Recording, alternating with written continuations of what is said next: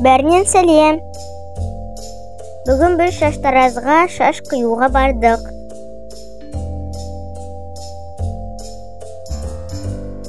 Аяр екімізге бірдей шашты қидырып берді. Өте әдемі болды. Шашымыз әдемі болуы үшін шашымызды қидық. Достар, сендер неше рет шаштарына қидыңдар, комментарийға жазыңдар. Лайк басып, подписканы басыңдар.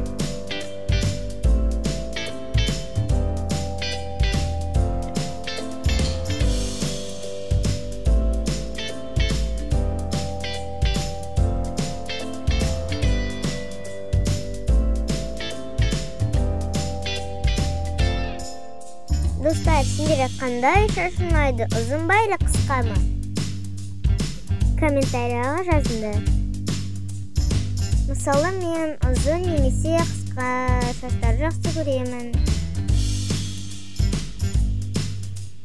Ал енді менің видеомды қараңдар.